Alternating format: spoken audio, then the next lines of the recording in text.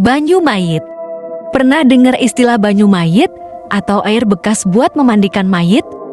Nah, jika tahu izinkan aku bercerita tentang banyu mayit dan kejanggalan-kejanggalan ini. Kisah ini terinspirasi dari kejadian salah satu saudara. Cerita bermula dari sakit tak wajar yang dialami Mbah Las, sebut saja begitu. Sore itu ibu mengajakku menengok Mbah Las. Ayo antar ibu nengokin Mbah Las. Loh Mbah Las sakit mak? Perasaanku kemarin baik-baik saja, tanyaku penasaran. Iya, tapi nanti di sana jangan banyak tanya, jawab Mak. Kenapa emang Mak? Tanyaku. Gak usah terlalu kepo, jika melihat apapun, diam.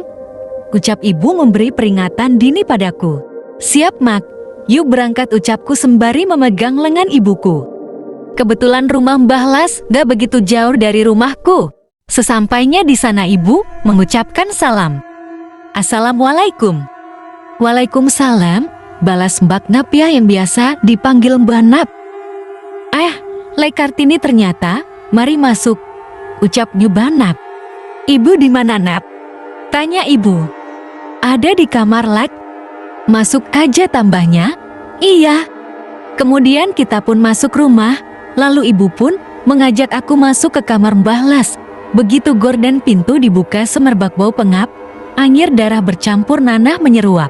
Baunya sangat busuk, hampir saja aku berteriak ketakutan, bukan takut karena wujud Mbah Las, tapi oleh sosok di belakang Mbah Las.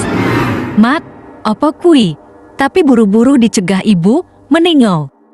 Aku pun seketika tersadar akan peringatan ibu tadi. Sial, makhluk mengerikan itu melihat ke arahku dan menyeringai memamerkan taringnya yang terus meneteskan air liur menjijikkan. Ibu menghampiri Mbah Las dan membetulkan selimutnya. Seketika pandanganku teralihkan ke sosok kurus Mbah Las. Perut Mbah Las membesar, perut Mbah Las tak ubahnya seperti bisul yang sudah siap untuk pecah. Menurutku pemandangan itu jauh lebih mengerikan ketimbang makhluk di belakang Mbah. Tak lama, Mbah Las membuka mata dan menyapa kami berdua. Kartini sama Dino, kapan tiba? Tanyanya. Barusan Mbok, jawab ibu tersenyum sembari memijit kaki Mbah Las. Sedangkan aku justru sibuk beradu pandang dengan makhluk mengerikan itu. Bujur aku penasaran soal dari mana makhluk itu berasal. Karena sepertinya itu makhluk peliharaan seseorang, entah Mbah Las, entah Mbak Nap, atau entah suami Mbak Nap. Kenapa tahu-tahu aja bagiku dia jinak-jinak merpati, petantang-petenteng doang beraninya. Kemudian ibu mempunyai inisiatif mengajak Mbah Las keluar kamar. Yuk cari angin Bob. Gak kuat jalan, jawabnya. Pelan-pelan ucap ibu. Takut perutku meletus kar, lirih Mbah Las sedih dan masuk akal. Kalian tahu kan bisul yang siap pecah seperti apa rasanya? Ibu mengurungkan niatnya membawa keluar kamar. Padahal ibu ada maksud tertentu saat mengajak Mbah Las keluar kamar. Tapi ya sudahlah, dan kondisi juga tidak memungkinkan. Ibu dan Mbah Las masih ngobrol, sedangkan aku memilih keluar dan duduk di teras rumah. Tak lama suami Mbak Nap datang dan saat menyenderkan sepeda, dia langsung menatap tajam ke arahku. Sungguh aku saat itu yang masih SD sangat ketakutan setiap melihatnya. Sebut saja Mas Karyo. Ngapain di sini? Pulang, bentaknya tiba-tiba.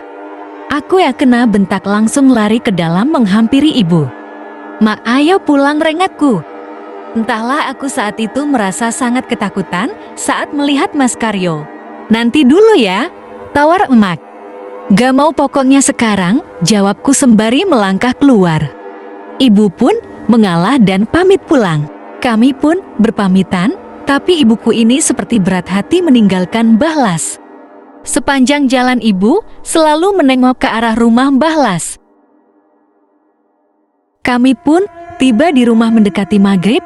Setelah mandi kami menuju musyola, dan ternyata di musyola ramai ngomongin Mbah Las. Karena Mbah Las yang mendadak sakit tak wajar, tapi serius aku katakan kasus Mbah Las ini benar-benar di luar logika manusia. Aku sempat ketemu Mbah Las kurang lebih 1 minggu sebelum perutnya tiba-tiba membesar. Setiap pagi kulihat Mbah Las ini menyapu latar. Karena kebetulan rumah Mbah Las ini di dekat pasar, jadi setiap aku ke pasar pasti melewati rumah Mbah Las ini.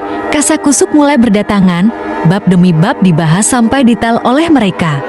Jangankan mereka, aku aja bingung kok, padahal saat itu aku masih bocah ingusan. Syukurlah imam datang dan memotong pembicaraan mereka yang ngomongin Mbah Las.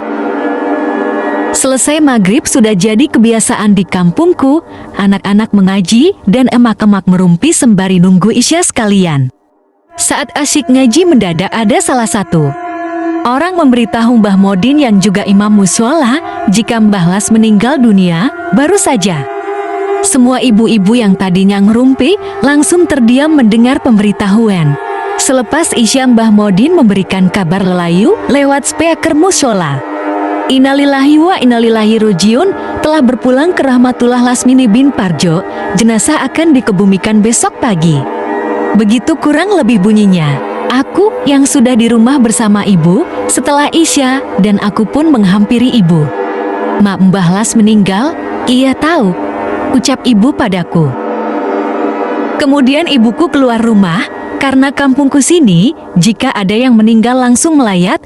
Kampungku yang biasanya sepi di malam hari, tapi kini jadi ramai pada di luar rumah. Beberapa ibu-ibu pun membuat janji untuk melayat malam itu juga, karena biasanya juga langsung dikubur saat itu juga.